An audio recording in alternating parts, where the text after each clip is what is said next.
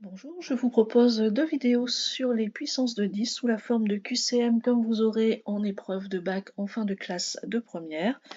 Donc les puissances de 10, très utiles pour tout ce qui est science, avec souvent des écritures scientifiques, etc. C'est ce que nous allons gérer dans ces deux vidéos.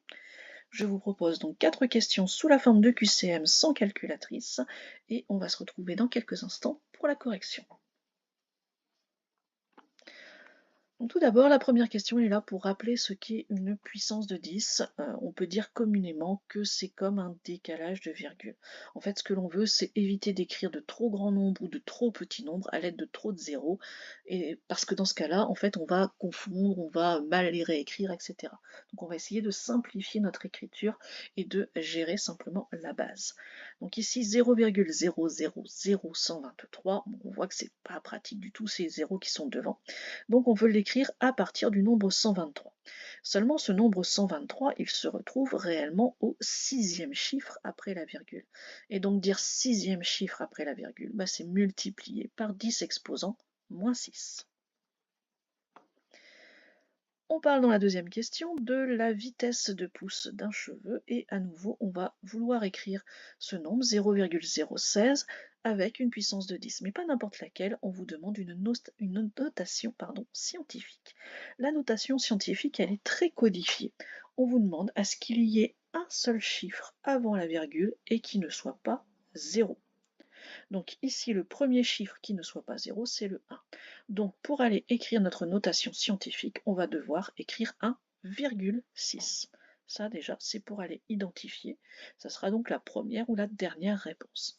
Ensuite, la virgule étant ici dans 1,6 et nous voulons la mettre 2 rangs avant, on doit donc diviser par 100, c'est-à-dire multiplier par 10 exposant moins 2. Faites bien attention au sens. Nous, ce qu'on veut, c'est bien ce nombre-là, donc il faut bien aller décaler vers la gauche notre virgule. Si vous multipliez par 10 exposant 2, vous la décalez vers la droite et ça donnerait 160. Ensuite, on vous parle de la masse de la Lune. Alors, vous voyez, j'ai même dû écrire plus petit tellement on a de 0 à écrire. Heureusement, ils sont groupés par 3 et on vous demande à nouveau une notation scientifique. La notation scientifique, donc, on va mettre 7,36. Donc on va prendre soit la première, soit la troisième.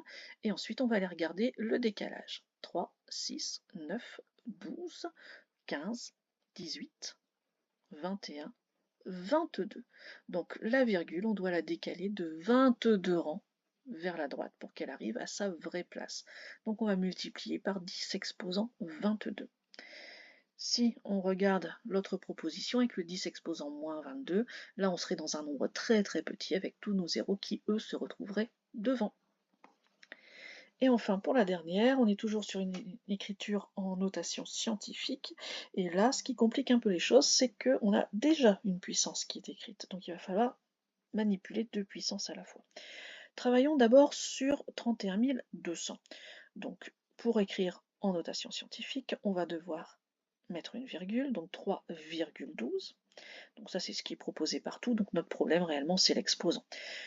Le 31 200, donc si on met la virgule à 3,12, il va falloir la décaler de 4 rangs vers la droite pour qu'elle soit à sa bonne place. Donc ça va être du 10 exposant 4, qu'on remultiplie par du 10 exposant moins 2. Et on a déjà appris qu'on allait additionner les puissances. Donc 10 exposant 4 fois 10 exposant moins 2, on fait 4 plus moins 2 et on arrive à 10 exposant 2. Voilà pourquoi c'est cette puissance-là. Je vous retrouve dans une autre vidéo, une deuxième série, pour confirmer ce que l'on vient de voir aujourd'hui. Au revoir.